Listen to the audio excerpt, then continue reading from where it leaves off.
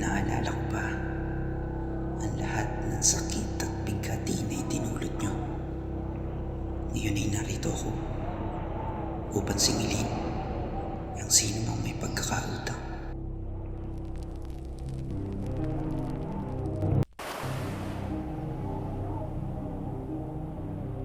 Vapor Estribor!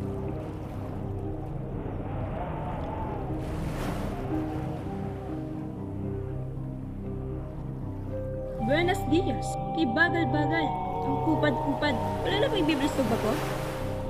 Pasensya na, Doña Victorina. Baka sumadsad ang ating vapor sa bangka ng maliliit na mga isda na yan. At isa pa, baka sumadsad tayo sa bato. Doña Victorina, huwag mong masyadong galitin ang iyong sarili. Baka matagkal ang magagandang kolorete sa iyong mukha. Sayang. Sa katunayan ay madali lang namang solusyonan ang suliraning ito. Hindi ko nga maisip kung bakit walang nakaisip nito sa inyo. At ano naman yun, Naber? Doña Victorina, simple lang naman ang aking mungkahi.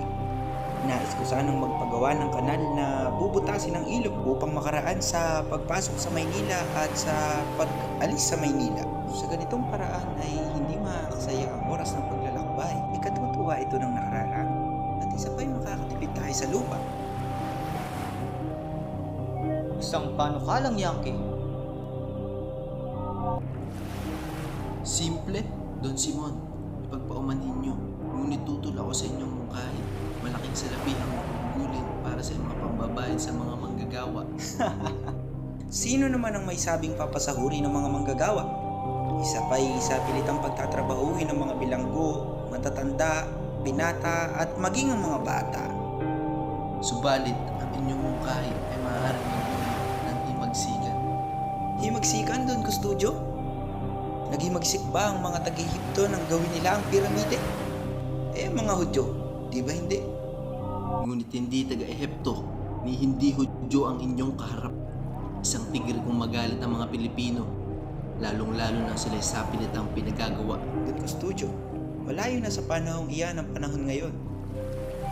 Ang Pilipinas noon ay hindi na kagaya ng Pilipinas ngayon. Hindi na magrereklamo ang mga tao miski dagdagan ng kanilang trabaho o dagdagan ng kanilang buwis.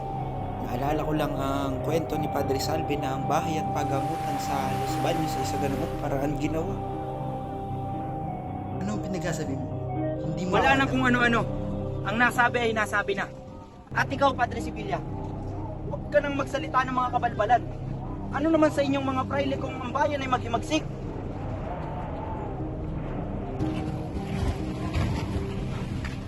Siguradong mayroong masamang maibubunga ang mungkahi ni Simeon sapagkat hindi niya muna ito isinangkuni sa mga taong matagal nang naninirahan sa Pilipinas. Kung sa bagay, doon po studio, ano naman ang panukalang?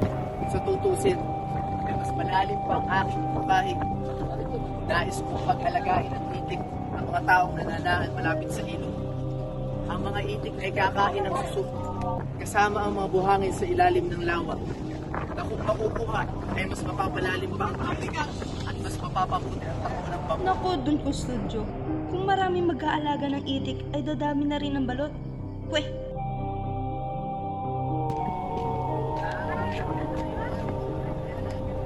Vapor Estribor!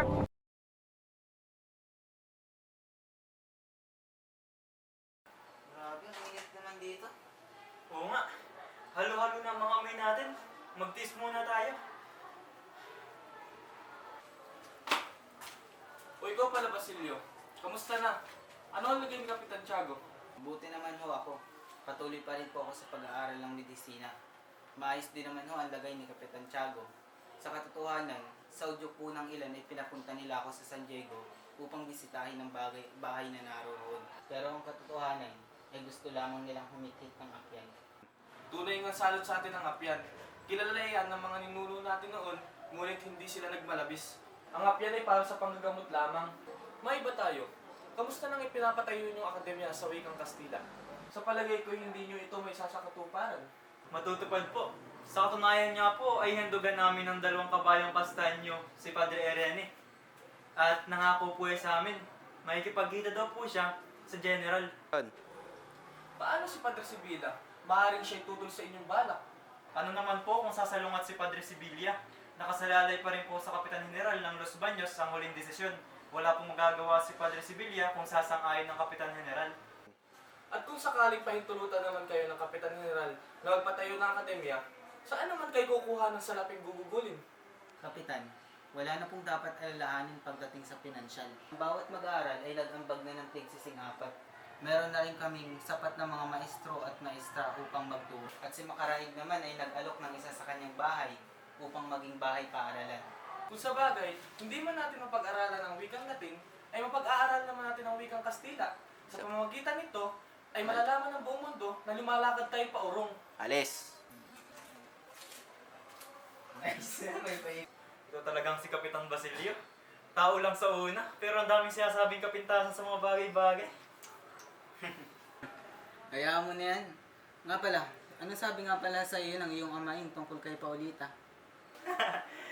Tungkol kay Paulita? Ayun, tinuruan niya ako kung paano ang pag-asawa.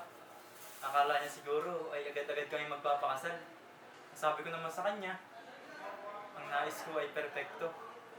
Maganda, mayaman, at saka ulila. At para bang nasa kalangitan ako sa tuwing nakikita siya. Oo, bakit ka namumula? Sa bagay, kapag umiibig nga naman, sino ba namang hindi mabibigani sa kagandahan ni Paulita? Muntik na nga rin ako dun eh. Kaya lang ay may mali ba sa kanya? Ang pagkakamali ni Paulita ay nagkaroon siya ng tiyahing masungit. Palibasa matanda na kaya kung anong itim na kanyang mukha, edi siya rin yung itim ng kanyang budi. Alam mo ba? Pinahanap ng kanyang tiyahin, ng kanyang asawa. At pumayag ka naman. Eh pagkasipsip ka rin talaga eh, no? Oo naman. Basta para kay Paulita. Kahit sino mang kukulam. Si Doña Victorina ay kitisin ko. Ano ang dahilan? Bakit? Parang lupang napakasaya ng mga batang ito? Kayo pala, Senyor Simon. Kumusta ho kayo? Mabuti naman, Basilio. Mabuti. Teka, sino itong makisig na kaibigan mo? Senyor Simon. Siya nga pala si Isagani. Isa siyang magaling na makata. Hindi pa po ba kayo nakakapunta sa kanilang bayan? Basilio, ang bawat segundo ay mahalaga. At ayokong sayangin ang bawat segundong iyon sa bayang walang kakayahang bumili ng dalas. Mawalang galang na po. Ang bawat segundo ay mahalaga. At ang bawat sentimo ay kapaki-pakinabang. At wala po kaming balak sayangin ang aming salapi sa mga bagay na hindi naman namin kailangan. Magaling. Bueno, samahan niyo na lamang akong uminom ng serbesa. Subalit, Senyor, hindi po kami umiinom kahit isang patak ng serbesa. Bakit naman hindi? Ayon kay Padre Camora, ang pag-inom ng maraming tubig ay nagiging sanhi ng pagkahina ng katawan ng mga tao sa Pilipinas. Kung ganun, sabihin mo kay Padre Camora na wag puro alak ang inumin upang hindi siya maging sanhi ng mga alimuong. Pakisabi rin po sa kanya na matamis at nainom nga ang alak. Ngunit nagpapapatay din ito ng apoy. At minsan ito ay nag-aalab na nagdudulot ng pagyanig at paggalaw ng daigdig.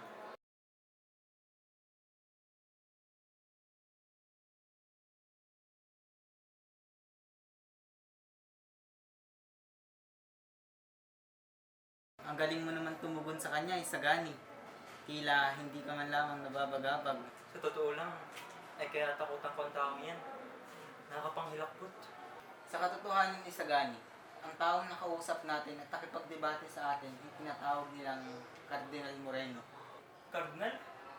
Anong kardinal? Cardinal Moreno, Eminencia Negra, o ang kamahal-mahalang itim. Ito ang taguri sa kanya, sapagkat siya ang tagapayo ng Hero. Padre Florentino, mabuti naman at pinaunlakan mo ang paanyaya ng kapitan. Nakaharap ka rin namin sa wakas. Hindi naman sa ganun, Padre. Marami lang akong ginagawa sa ibaba. Senyor Simon, saan ba kayo galing? Kaya hindi nyo nakita ang magagandang tanawin sa ating paglalayag. Marami na ako nakita mga tanawin. Subalit para sa akin ay mas makabuluhan niya ang mga alamat. Naku, kung alamat lamang ang ating pag-uusapan ay mayaman na dyan ang Ilog Pasig. Is narito ang alamat ng malapad na bato. Sige nga, ikwento mo at nang gumanda naman ang aking pakiramdam. Kaya sabi na ang malapad na bato na ito ay isang batong buhay. Ayon sa ilan, ito raw ay pinagmula ng mga espiritu. Naging pugad daw ito ng mga tulisan na nangaharang ng mga bangka. Diba nakakatakot ito, di ba? Oo, nakakatakot. Sis Maria Joseph, nakakatakot. Ayoko mapunta roon. Tiya, alamat lamang iyon. Hindi naman siguro iyon totoo. Kaya't bitawan mo na ang kamay ni Senyor Simon. Nakakahiya oh. Isa pang alamat, ang alamat ng yungib ni Doña Jeronima na ikikwento naman ni Padre Florentino. Ako? Oo nga, ikaw na. Ikaw na, Padre Florentino. O siya, may isang binatang nangako magpakasal sa isang dalagang nangangalang Doña Jeronima. Subalit isang araw ay nabalitaan niya na lamang na naging arsobispo ng Maynila ang kanyang kapitan. Nang siya'y dumako sa arsobispo upang hilingin ang katuparan ng kanyang pangako, pinagawa na lamang siya ng arsobispo ng yungib na nagpapalimutian ng bagay. Mula noon ay wala na akong balita sa arsobispo, marahil ay siya'y patay na ako. Ano naman ang nangyari kay Doña Jeronima? Doon na siya nanirahan, namatay at inilibing. May mga nagsasabi niya siya raw ay diwata ng yungib. Dahil siya'y nakikita ng mga tao na naghahagis ng mga pilak na ginagamit sa piging sa ilog. Pagkat di naman ako niniwala doon. Pagkat wala naman ako nakikita mga pilak. Wala man ako nakikita mga diwata. Kahit ano bang sabihin nila, hindi ko man lang... Ikukwento ko naman ang alamat ng buhayang bato. Minsan may isang insect na di binanyagan ang dumaan sa tapat ng simbahan. Walang ano-ano. Isang demonyo na nag-anyong buhaya ang nagpalubog sa kanilang bangka upang siya hilahin sa impyerno. Humingi siya ng tulong kay San Nicolas. Sa isang iglap, naging bato ang buhaya. Naku, nakakarimarim. Ayok makain ng buaya.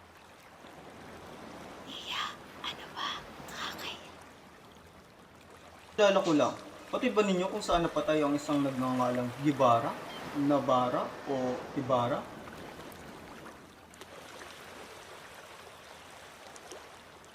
Tumingin kayo roon! Si Simon? Hindi si Simon, doon!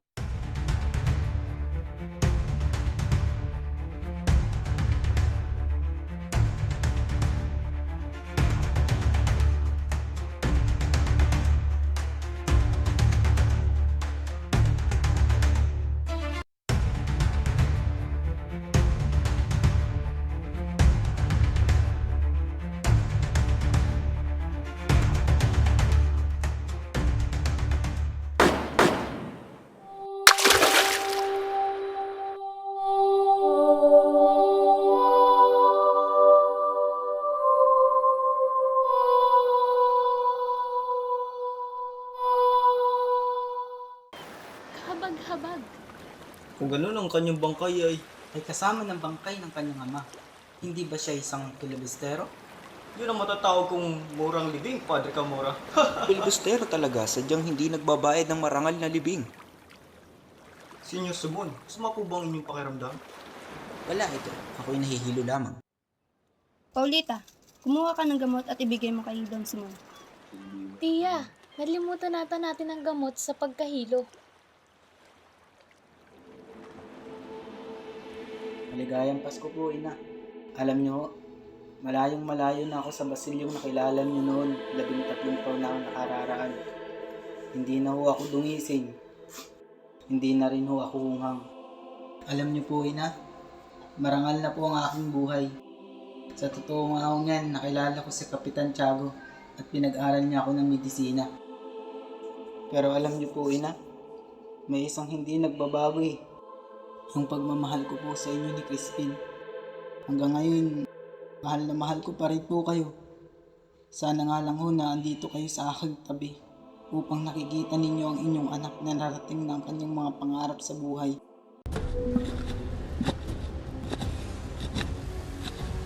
O kaya yun?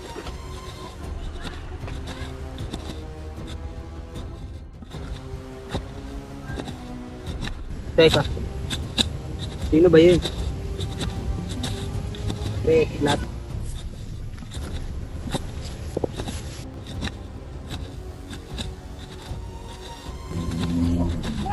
Anak ng put! Sino ka ba? Huwag po kayong matakot. Kung magugunita, 13 taon na ang nakaraan nung huli tayong magkita. Natatandaan ko pa na kayo yung naghandog sa akin ng pakikiramay at tumulong sa paglilibing ng aking ina. Sa palagay mo? Ikaw ang sa palagay ko ay dakila. Ikaw ang taong inakala ng lahat na maliban sa akin ay patay na. At ang kasawian na yun ay labis kong dinaramdam. Silio, isang napakalaking lihim ang iyong nalaman na maaari kong ikasawi. Alam mo ba na ngayon din ay pwede kitang patayin at ibintang sa mga tulisan ang iyong pagkamatay? Subalit hindi ko yung gagawin at hahayaan kitang mabuhay. Na sana hindi ko pagsisihan. Lumayas ka na sa aking bayang Sinilangan. Nagpayam at nagbalat kayo. Malapit ko na sanang makuha ang aking minimithi. Ngunit kayong mga kabataan. Anong ibig mong sabihin, Ginoong Simon? Kayong mga kabataan na hinayaang lasunin ng sariling isip ng kasuklam-suklam na pamahala ng Espanya. Hinahayaan yung alilain at alipinin kayo ng mga Kastila para kayong mga aso na habol ng habol sa iisang buto na hindi naman ipagkaloob sa inyo. Ano ang inyong hangad sa pagtuturo ng Kastila? Upang magkameron pa ng isa pang wika ang ating bansa? Para mas lalong hindi tayo magkaintindihan? At ano ang gagawin nyo? Patayin ang sarili nyong kamalayan at ipailalim ang isipan sa isipan ng iba upang tuluyang maging alipin? Magtulungan tayo, Basilio. Parehas tayong inalipusta sa sarili nating bayan. Parehas tayong may gustong paghigantihan. Maghiganti tayo. Nais mong gawin ko, Ginoong Simon? Isa lamang akong hamak na mag-aaral. Wala sa buhay. Kaya ko bang hukayin ang bangkay ng aking ina upang iharap sa hukuman at pagturo ng kung sino-sinong Kastila? Babalik at babalik ka pa rin sa akin. Kung sakasakali man na magbago ang iyong isipan, hanapin mo lamang ako sa aking bahay sa eskolta. Tutulungan po kita, Senyor Simon, sa lahat ng inyong iniisip, sa lahat ng pamamaraan. Subalit hindi ko magagawa ang inyong ninanais. Lubhang napakadelikado po ng bagay na iyon. Ang nais ko ay mabuhay ng tahimik at payapa lamang.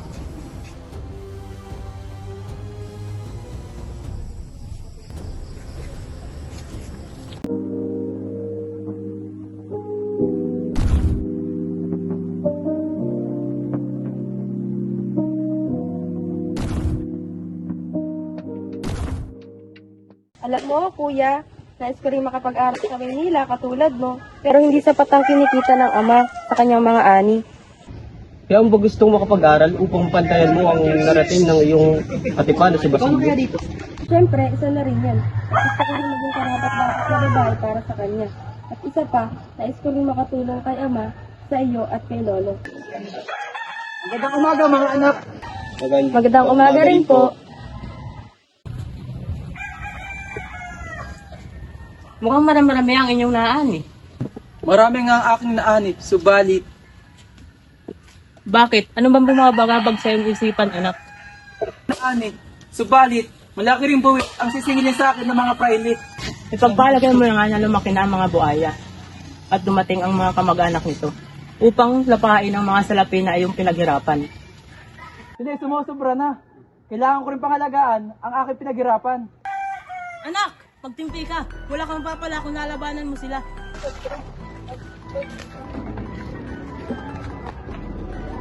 Anong kailangan ninyo? Naparito kami upang singilin ang inyong buwis. Ang inyong buwis ay 200 piso. Anong pinagkasabi mo? Kung hindi mo alam, ako ang nag-alay ng dugo at pawis upang magtanim at mag-ani. Ako at ang pamilya ko lang ang may karapatan dito. Wala nang iba. Subalit hindi nyo naman pagmamayari ang lupain. Pumayari! May katibayan ba kayo? Ipakita nyo sa akin. Guminawan po kayo, ako na lang po ang magbabayad ng buwis. Kung mga alam mo yan, ha? Pinaggulo kami. Hindi ako gabayad ng buwis kahit 5. Aba! Sinasabi ko sa'yo, Telesforo, huwag mo kaming kakalabanin. Kung gusto mo pang mabawi ang iyong anak, sundin mo ang aming pinag-uutos.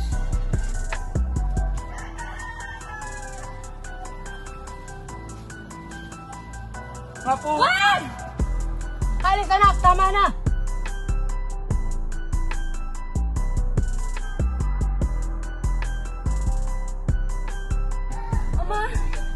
si Kuya!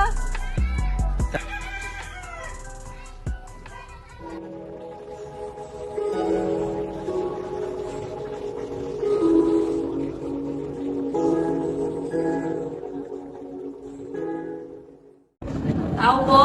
Tao po! Magandang gabi ho!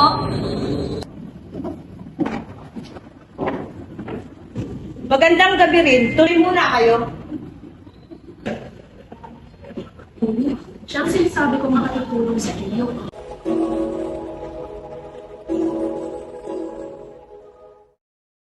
Anong kailangan mo? Ako nga po pala si Juliana. Huli na lang po. Wala akong pakalam kung anong pangalan mo. Tinatanong ko kung anong kailangan mo. Kailangan ko lang po ng kaunting salapi upang mabawi ang aking ama sa mga tulisan. Anak ka pala ni Telesforo, sandali lamang. Yung tingin kiss. Narito ang salapi. Salamat po, Hermana Pinchang. Pangako, babayaran ko rin po ito kaagad. Huwag kang mag-alala, Huli. Madali mo lamang mababayaran yan pag pumayag kang maging alila at utusan sa aking bahay. Ganun po ba? Ngunit matanda na po ang aking ingkong kaya. Madali lang naman ako kausap. Akin na salapi kung hindi ka pumapayag. Payag po si Huli Hermana Pinchang. Sige, magsisimula ka na bukas sa araw ng Pasko. Maliwanag? Opo, marami pong salamat.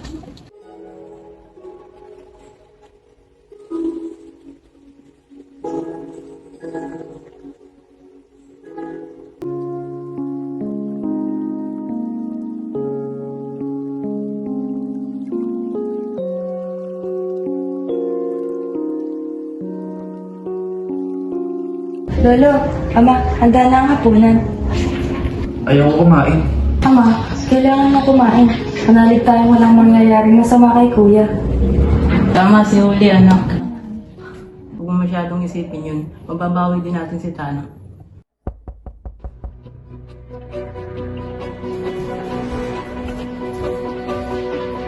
Nasaan si Telesforo? Narito ako upang siya'y takpin. Ano? Pero bakit? Wala nang pero-pero. Bitawan mo ako. Ama, wag! Araw, pag hindi kayo nakabayad ng 200 piso, ay pupugutan ko ito ng ulo. Ano? Subalit? Lolo, ano ang ating gagawin? Wala akong ganun malaking halaga. Tang 100 piso lamang ang meron ako. Pasensya na ako. Wala akong salapi. Wala rin akong alam na mahingan ng tulong.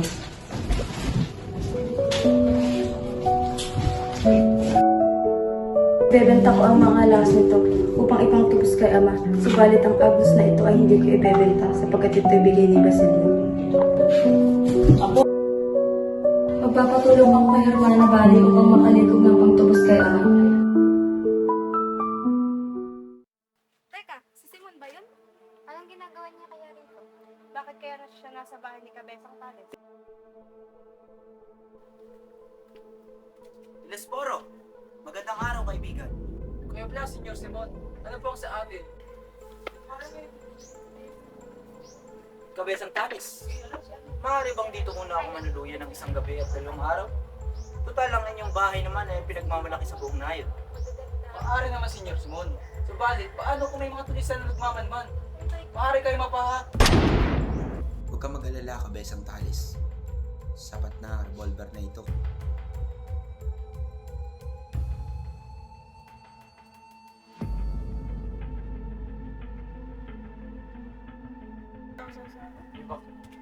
Magandang araw, Senyor Simon.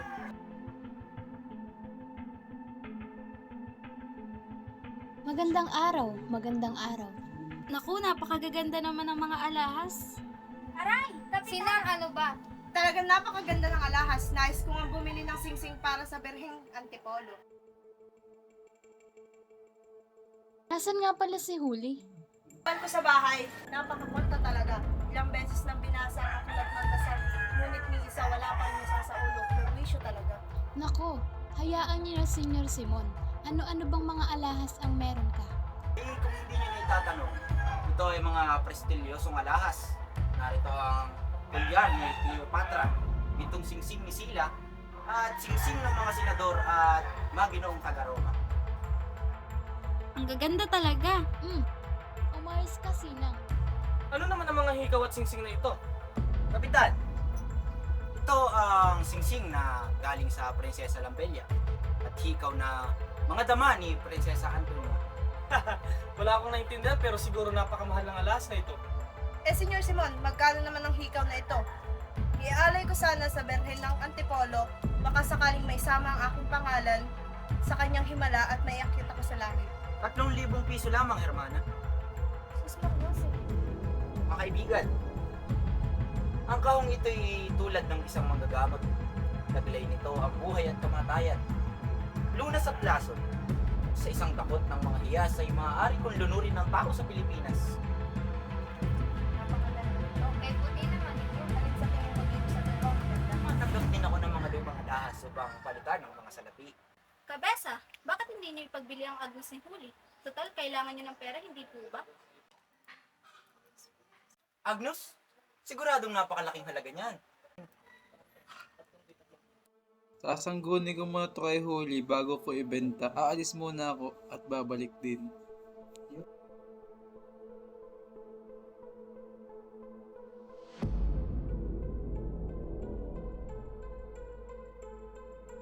Aalis na po kami, Senyor Simon. Tara na, tara na. Teka, bakit wala pa si Kabesang Tanis? Nasaan na ang revolver?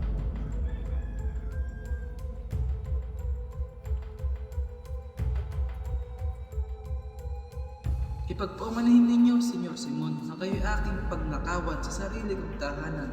Kailangan kong santatas pagkat sasama na ako sa mga tulisan, kapalit ng baril ng Agnos na ibig ninyo. Sa wakas, natagpuan ko na ang aking hinahanap.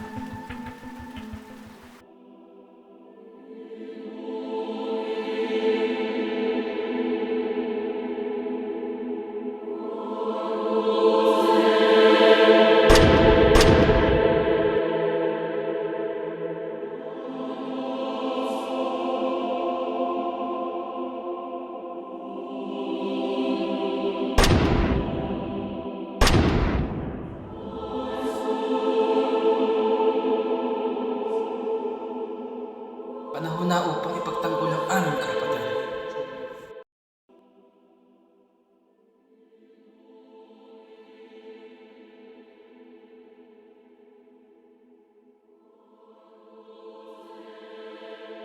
Punyales, panalo na, pinatalo pa. Napakawalang kwenta talagang kalaro ni Sibilya at Irene. Hayaan mo na, Padre Camora. Baka nais lang nila magpalakas, Kapitan General, kaya gusto magpatalo. Simon, halika't samahan muna ako maglaro ng baraha.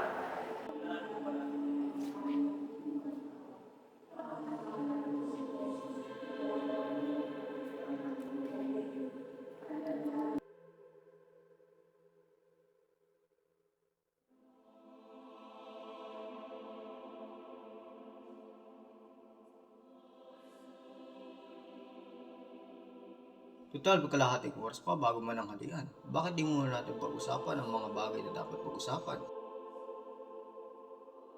Padre Fernandez. Padre Camora.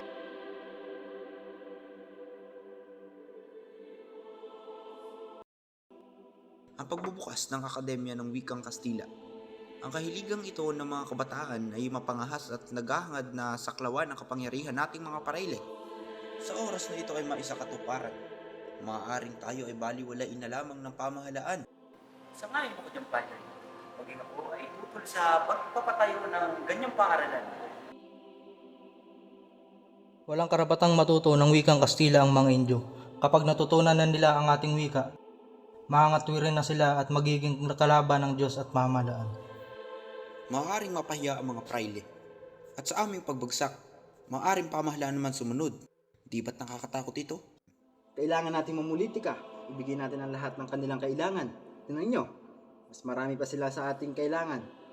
Kailangan natin sila pero hindi na nila tayo kailangan.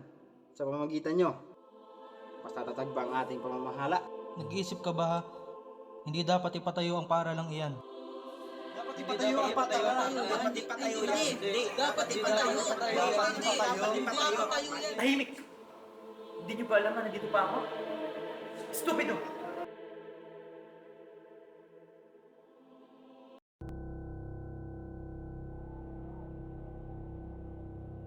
Uy, nakabusangot ka na naman. Yung uso mo, sumasahid na sa lupa. Ano bang problema mo? Anong akala mo sa akin, bulastog? Oo nga, bulastog ako. Juanito, kumpadre, kumusta? May pasok ba tayo? Himala, kasama mo yata itong si... Si ano? Ano nga ulit pangalan mo? Placido. Placido Penendente. Yun, Placido. Hindi ka kasi tinatanong ating guro, kaya nakakalimutan kita. O paano ba yan? Aalis na muna kami. Maiwan ka na namin dito. Di bale na nga.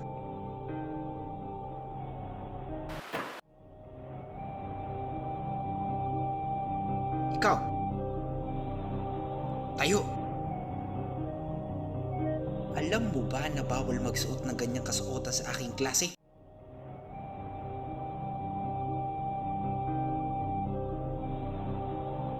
Ang lakas ng loob mong pumasok sa aking klase. Huli ka na nga ay nagdadabog ka pa. Ano ba ang iyong ngalan? Placido po.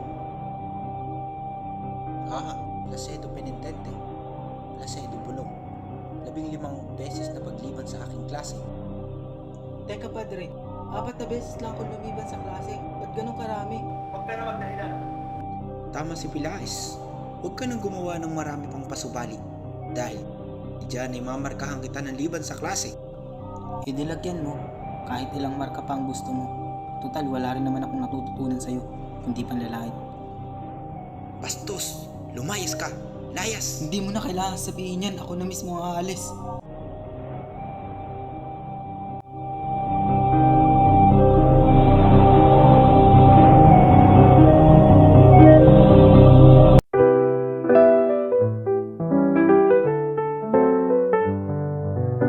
Nasa atin ang tagumpay, paniguradong papayag ang pamahalaan na magtayo tayo ng Akademya ng Wikang Kastila. Kapag naitatag na natin ang paaralan, pupurihin ng pamahalaan tayong mga mag-aaral at ang mga tumutol ay magsisisi. Subalit, baka ipipili tayo sa bilangguan, tayo mga kasapi. Maging kayo, kakain ng obispo na natatangayunan ng Kapitan General. Ako, basta. Hindi ako kasali dyan. Huwag puro pangamba ang iyong iniisip, kumpadre. Hindi ganyan ang Kapitan General. Kaya may sariling pag-iisip at kaya niya tumayo sa kanyang sariling mga pa. Wala naman siyang sinasabing ganun sa global. Ang sa kanya lamang, merong sariling pag-iisip ang Kapitang General. Iyon ay ang depende sa taong mga nakapaligid sa kanya. Bang kinakailangan ng bawat kabataan ng Wikang Kastila? Wala akong makikitang dahilan upang tumutulong ang pamahalaan dito. Marahil natatakot sila maunawaan natin ang kanyang mga batas. Kung marunong lang tayo magkastila, isa pa, gabi ang idaraos ang klase. Maaari itong maging sanhi ng mga kasaguan. Pinagkalob sa inyo ng pamahalaan ng lahat ng inyong pangangailangan. Kung anong mayroon kami, ay mayroon din kayo. Kaya magtiwala kayo sa pamahalaan at humiling ng walang palikaw-likaw. Paano kung ang lahat ng ito ay pagkait pa rin sa atin ng ating Kapitan General, ang ating kahilingan? Kung gayon, hindi rin nasayang ang inyong pagsisikap. Ibinunyag ninyo ang pamahalaan ng isang kunyang at nagbabalat kayo lamang. Maging ako, isa akong Kastila, ay makikiisa sa mga Pilipino sapagkat hindi karapat-dapat ang isang pamahalaan na tutol sa kauunlad ng kanyang sinak. Kung lahat ng Espanyol ay Sandoval, ay ang Pilipino ay Sandoval din. Nasabi mo lamang yan dahil ikaw ay isang Kastila. Kung ako man ang nagsabi ng kahit kalahati man lang ng sinabi mo, ikaw man ay ipagpapalagay na ako ay isang filibustero. Meron akong mabuting balita. Ayon kay Padre Irene ay nasa kamay na daw ni Don Custodio ang usapin. Subalit, paano naman natin mapapayag sa Don Custodio? Alam ko na, si Pepay ang makniyas na mananayaw. Oo nga, si Pepay. Kalabisan na kung hihingi tayo ng tulong kay Padre Irene. Kalabisan na rin ang paggamit natin kay Pipay para lamang mapakiling si Don Custodio. Bukod kay Pepay, may iba ka pa bang naiisip? Sige noong pasta, susubukan kong humingi ng tulong sa kanya. Kamag-aral siya ng aking dating amain at tagapayo ni Don Custodio. Maaring sa ganung paraan ay mapapayag natin siya.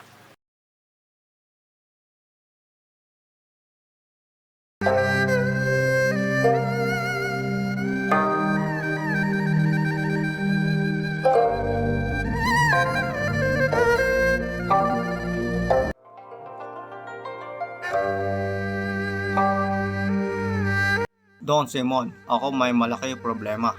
Ano naman iyon? Yung 3 brilyante yung pinautang mo. Sa akin hanggang ngayon, hindi pa nababayaran ng taong pinautang ko rin. Ano bang ibig mong sabihin? Dapat ay isang brilyante lamang aking kukunin para sa isang babae na kailangan ko para sa pagsuhod ko sa isang ginoo na kailangan ko sa kalakalan. Nang 3 ang kanyang kunin, wala na akong nagawa. Hanggang ngayon ay di pa rin niya nababayaran. Ano po kayo? Bale, 7,000 ang inyong pagkakautang. Subalit, gagawin ko na lamang itong 7,000. Oo, sa isang kondisyon. Ano naman po ang inyong kondisyon? Tatago ko lamang ang ilang mga baril ko sa iyong tindahan. Sa gayon ay may pasok ko ito sa adwana. Hindi lamang naman pa. Ano? Mga baril? Palit ng Simon. Ako'y natatakot. Baka ako'y makahuli at isa pa. Takot ako sa mga baril. Hindi ka naman mananagot dito. Tatago ko sa iba't ibang bahay ang mga armas. Magkakamero ng pagsisiyasat at tiyak na lahat sila'y mabibilanggo. At kikita ako sa paglakad na pawala ng mga bilanggo. Pumunhinto, Simon. Sa ibang naman ito kayo makikusap. Kung hindi kayo papayag, marapat lamang na pagbayaran nyo ang 7,000 inyong pagkakautang. Ano sige na nga po. Payag na ako. Total, wala rin naman ako ibabayad. Sa itong kasunduan, Quiroga, sana'y hindi mo makalimutan ang ating pinag-usapan. Paano? Ako'y lilisa na. Paalam kay Roga.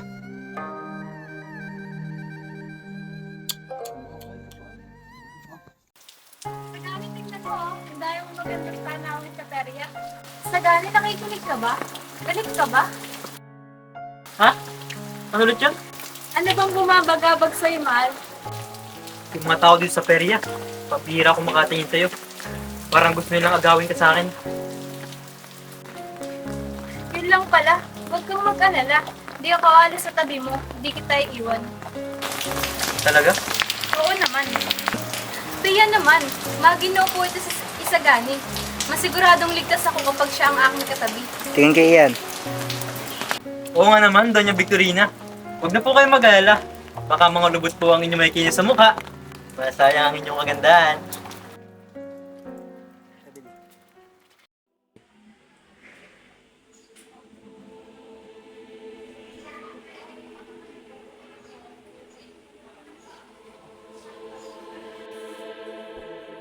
Mahal ko. Pepay, ba't ka na ito? Ano ang kailangan mo? Bakit parang malalim yung iniisip mo? May problema ba?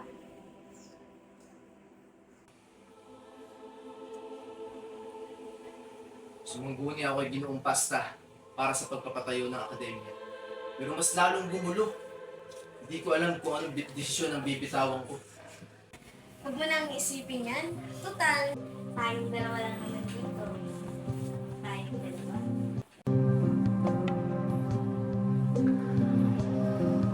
Pepay, huwag dito. Baka may makakita sa atin. Sige na mahal ko, kahit ngayon lang, at kung marami kong problema. Hayaan mong paligayahin kita. Sige na nga. Pero ngayon lang ito. Sandali lang. Ha? Ano ba naman yan? Mahal, alam mo yung tiyahin natin. Namatay siya kahapon. Kailangan namin ipagpapalito. Ha? Kamamatay lang ng tiyahin mo nung nakarang linggo ah. Ay, ano kasi mahal ko? Anak pala ng tiyahin ko. Pero, 3 taon nang patay ang anak ng tiyahin mo.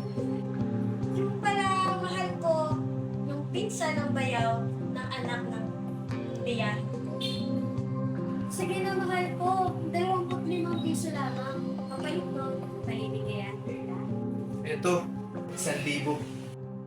Salamat mahal!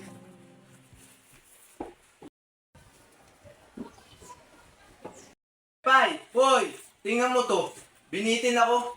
Pera lang ata habol sa akin. Paano na ako?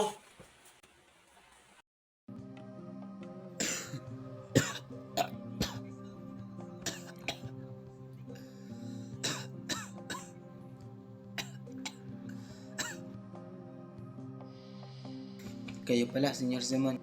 Kamusta nang may sakit? Mahina na ang pintig ng puso. Ayaw na rin kumain ni Kapitan Tiago. Kaawa-awa. Ano ba ang lagay ng kanyang kalusugan? Nakalata na ng lason ang buong niyang katawan. Maaari na siyang mamatay anumang oras.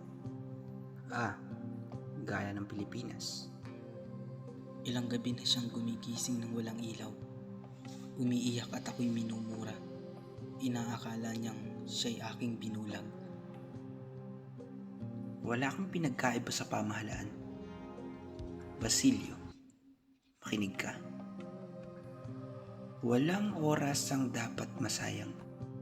Hindi mo pa rin binubuklat ang aklat na binigay ko sa iyo. Wala kang pagmamahal sa iyong bayan. Pero senyor, wala nang pero. Sa loob lamang ng isang oras ay sisiklap ang himagsikang hindi nila malilimutan. Narito ako upang ihandog ang iyong kamatayan o ang iyong kaligtasan. Kamatayan o ang kaligtasan? Magpasya ka. Narito ako upang ikailigtas. Alang-alang sa nakaraan nagdurugtong sa atin. At ano naman ang kailangan kong gawin? Makinig ka. Ako ang mamumuno sa iyong pagsikap. Pagtulungan mo ang bakal na lulusob sa Santa Clara upang huli ng isang taong malapit sa puso sa ating Kapitan Tiago. Si Maria Clara. Ibig ko siyang iligtas sa isang pag-imagsik lamang ang naiisip ng paraan. Subalit tuli na kayo. Patay na si Maria Clara. Anong sinabi mo? Totoong narinig niyo, Senyor Simon. Patay na si Maria Clara. Sinungalingan. Sinungalingan. Sa kantuwag. Walang makakapigil sa akin. Ililigtas ko si Maria Clara ngayong gabi. O bukas ay patay ka. Matagal lang may sakit si Maria Clara. Dumadalaw ako sa kumbento upang makabalita. Ito yung sulat niya na binigay kay Kapitan Tiago. Patay na? Ang aking mahal ay patay na? Namatay siya nang hindi man lamang nalalaman na ako'y bumalik upang siya iligtas.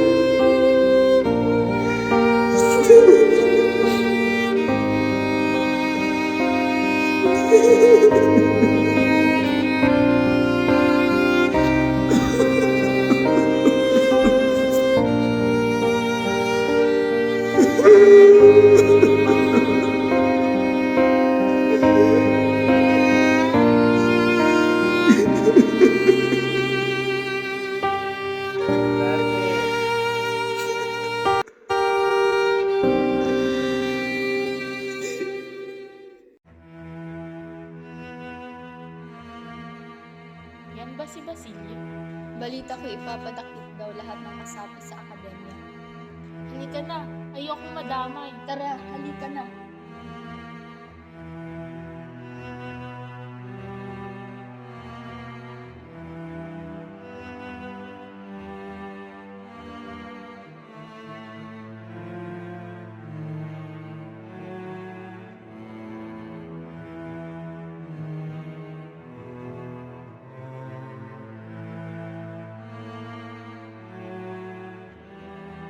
Pasensya na, Basilio. Ayokong madamay.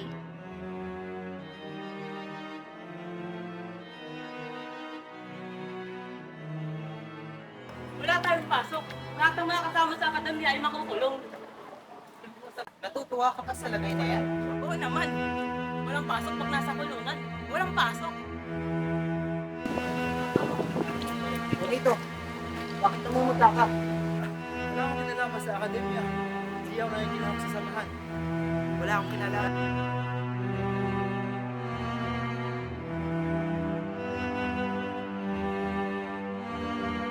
Makarae! Ate, bukas mo na eh. Sandali Sandali lamang.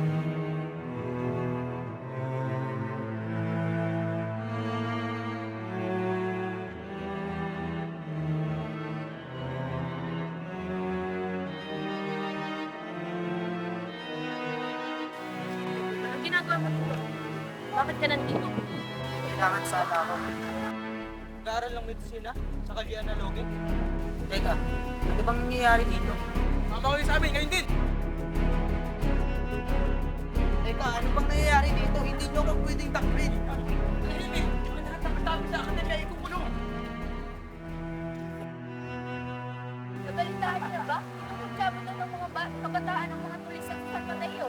Oo nga, nakakatakot ang mga tulis na tayo. Ako, hindi na tayo. Baka na ang mga ano. Kailangan lang. Naku, ayaw ko pang mamatay.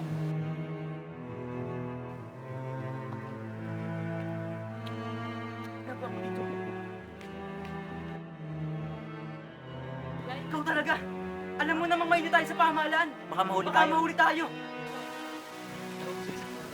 Ikaw pala, matayin ang makata na kasali sa akademya. Kung gayon, sumama ka sa amin. Ano ibig sabihin nito? Pasensya na Isagani, ipapapatay raw nila ako kung di sabihin ang kinalalagyan mo. Sige, kung itong ikinatahimik niyo, sasama ako. Kung di lang dahil sa pagkaalipin.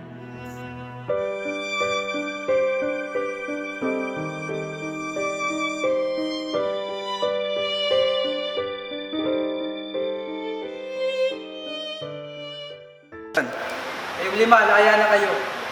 Pixon, Sandoval, Isagani, Macraig, Tadeo.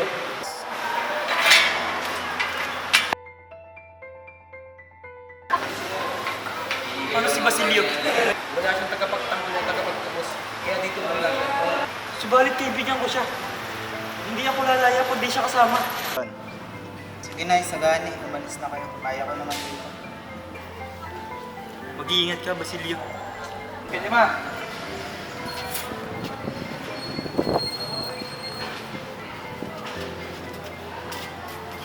Paano ba yan? Ikaw na lang natitira. Sa'yo na lahat ibubuhos ang lahat ng parusa. Isa pa, wala nang masasakit pa na sinapit ni Huli. Ano? Sumalangit nawa ang kaluluwa ni Huli. Ano? Pinatay niyo si Huli? Mga hayop! Mga demonyo kayo! Labas tangan!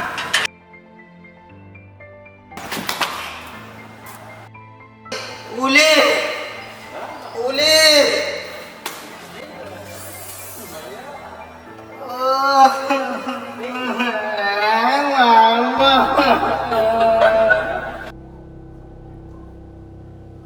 Kamusta na si Basilio? Gusto na po sa pinita. Kaya na naman sinabi. Nabihan ko na din po siya kanina ang umaga ng lupa dito. Bueno, iwan mo na muna ako sa kaming si Edo.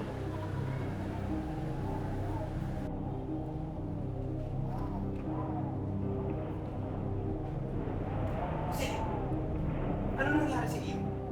Bakit ganyan ang iyong itsura? Sa napakasamang anak at siya. Hindi ko alam kung pinagitan niya ang kamatayan ng aking kapatid. Maging ang paghihirap ng aking ina. At nagdadali. Tatagumpay na sana ako sa unang himagsikan. Subalit noon ay umibig pa ang mga Clara. Subalit ngayon, ngayon napatay na ang aking minamahal. Hindi na ako mag-aatuloy sa buhay. Lahat na nagdala ng kapigkatihan sa aking buhay.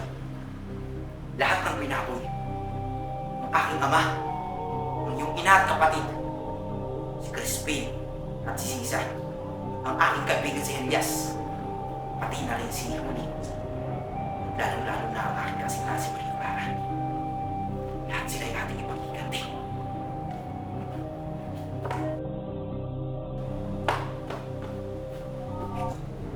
Magmasdan mo. Ano naman yan? Ito ang magbubudyat ng pagsisimula ng matupog ni Magsikan. Mamayang gabi ay may magaganap na piging na dadaluhan ng marunong sa tao. Inaalagay ang lamparang ito sa gitna ng hapag. Kapag lumamlam na ang liwanag, tataas nila ang mitsa na magpapagalaw sa mekanismo sa loob nito na magpapasabog ng dinamit. dinamita. Nitroglycerina? Isang dinamita? Walang buhay ang dapat itira. Lahat ng dumi ay dapat linisin. At hindi lamang ito basta-basta ang nitroglycerina. Ito ay nikha sa mga luhang nag-ipon. Ganun, hindi na pa na ako kailangan. Iba ang iyong gagawin. Pagkarinig mo ng putok ay lalabas sa mga artilyero at iba pang kinasundo ko na. Puntaan lahat sa lugar na kinaroroon ang nagpes at talis sa isang lamesa. Sabay-sabay na susugod ang lahat. Lahat? Kahit ang mga walang laban? Oo, lahat. Lahat ng Indio, Mestizo, Inche, Kastilang tuwag. Kailangan magsimula muli. Mula sa dulong dadanak ay sisibol ang bagong langit. Isang bagong lipunan na kahit kailan ay hindi magpapaapi. Subalit, ano naman ang sasabihin ng daigdig sa kanyang mga pagkakataon? Ang daigdig ay papalakpak. Tulad ng pagpalakpak ng Europa ng patay ng mga amo ng Indio sa Amerika. Sa bagay, ano naman nga sa akin kung pumalakpak man o hindi sa akin ang daigdig? Kung ang daigdig naman ay walang pakialam sa mga katulad kong api. Yan ang gusto ko marinig sa iyong Basilio. Talagang hindi nga ako nagkamali na ikaw ang aking pinili. Ito ang revolver. Sa ganap na ikasampu ng gabi, ay pagpupunta sa ibahan sa San Sebastian para sa ilang tagapilin. At sa ganap naman na ikasyam, ay lumayo na kayo. Malayong malayo sa analoge. Hihintay kita pa sa inyo. Hanggang sa muli.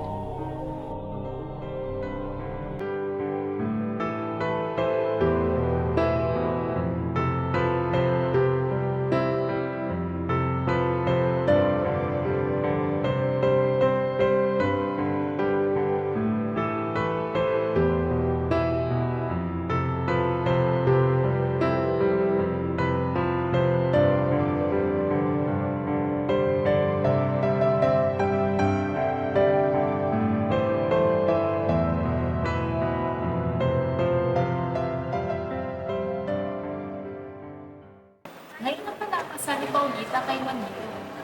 Kawawang Isagani, hindi pinagpalit ng katipan dahil lang nabilanggo. Kahit naman ako hindi pa parang napagsasag sa kapitid. Nasa sabihin din at kumuha ng karumal-dumal pa. Oh, ayan na pala sina Doña Victorina at Paulita. Tara, mag-esyoso tayo.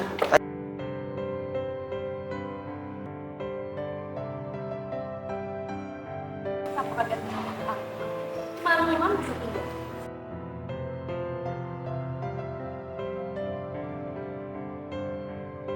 Sa ngalan ng Ama at ng Anak ng Espiritu Santo. Amen. Ngayon ay naparito tayo upang masaksihan ang pag-isang dibdib ni Juanito Pelaez kay Paulita Gomez.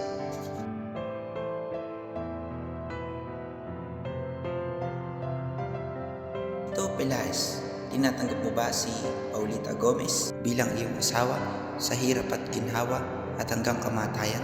Opo, Padre. Paulita Gomez, tinatanggap mo ba si Juanito Pelaez bilang iyong asawa sa hirap at ginhawa at hanggang kamatayan? Opo, Padre. Ngayon kayong dalawa, Juanito Pelaez at Paulita Gomez ay kasal na. Humayo kayong dala ang inyong mga natutunan at basbas ng Panginoon. Naway huwag magsilbing tagapaghiwalay sa inyo ang inyong pagtatalo at mga pag-aaway. Nawa ay panatilihin kayong matatag sa pagtagal ng panahon. Mabuhay ang bagong kasal.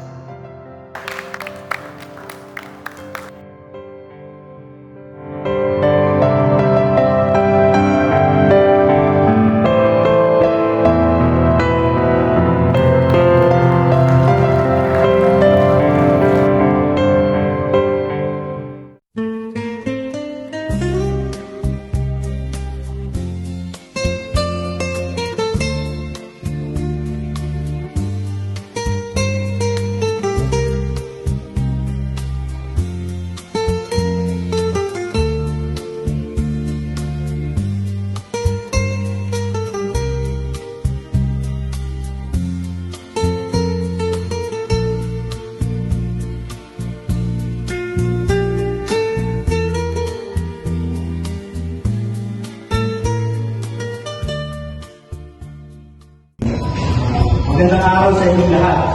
Nagkapasalamat ako sa lahat ng dumalo sa aming pasimaya.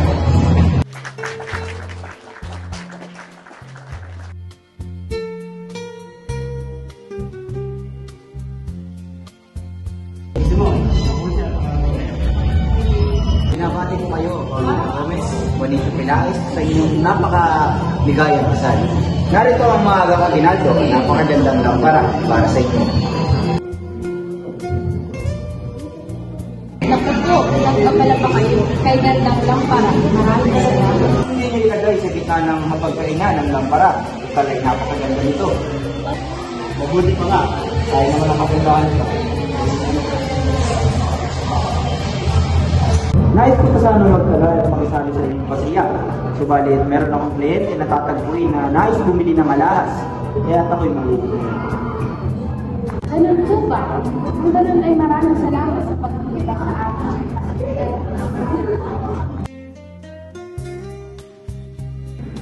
Ano ito? Ano ibig sabihin ito?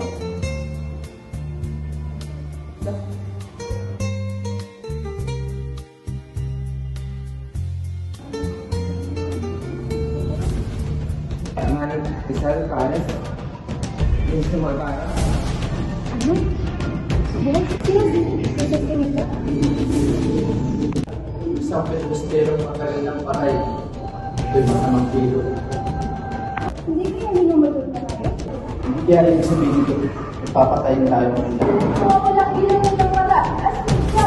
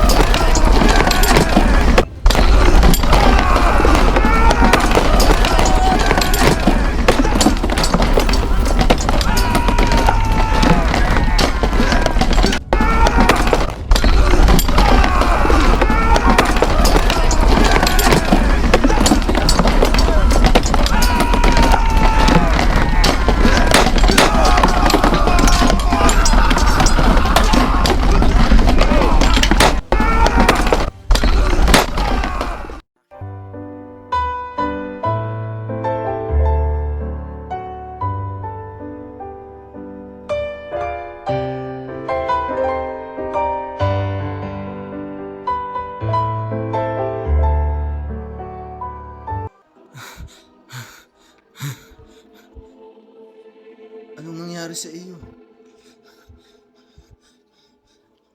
Tino! Ano nangyari sa iyo?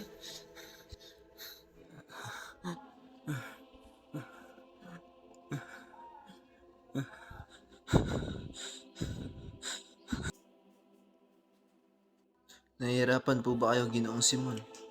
Kunti lamang po. Subalit, sa ilang saglit lamang ay matatapos na ang aking paghihirap. Diyos ko, anong ginagawa ninyo sa inyong sarili? Wala nang lunas sa lasong aking nainom. Hindi ako magpapatakip. Patay man o buhay. Hindi. May paraan pa. Hahanap ako ng lunas. Wala nang mangyayari. Nag-aaksaya lamang kayo ng panahon. Mamatay akong dala ang aking lihim. Ako si Crisostong Ibarra. 13 taon na ang nakakaraan. Mula nung ako'y bumalik sa pag-aaral sa Europa. Upang gumawa ng mabuti para sa aking bayan at pakasalan ng aking irog na si Maria Clara. Subalit lahat ng ito ay nawala. Nang idawit nila ako sa isang kaguluhang walang kinalaman. Tumakas ako. Dala ang kayamanan ng aking mga magulang. Nagpayaman at bumalik upang maghiganti sa mga mapangapi sa akin at sa aking buhay. Patawarin ka ng Diyos, anak. Alam niyang hindi mo ginusto ang lahat. Na ikaw ay nasilaw lamang ng galit at paghiganti. Gustuhan hindi nagtagumpay ang inyong plano nang dahil sa kanya, sapagkat alam niyang hindi ito tama. Igalang natin ang kanyang kapasyahan. Ang ibig niyo sabihin, gusto ng kanyang kalooban na mangyari ang lahat ng ito. Walang makakapagsabi ng iniisip ng Diyos. Ngunit kailangan natin. Subalit, bakit di niyo tinulungan? Sapagkat hindi niya nais ang paraang iyong ginawa. Hindi kailanman mapapawi ng kasamaan. Ang isa pang kasamaan, walang nililikha ang buot kundi krimen at mga kriminal. Tanging pag-ibig lamang ang makakapagligtas. Ng kaligtasan ay kabaitan.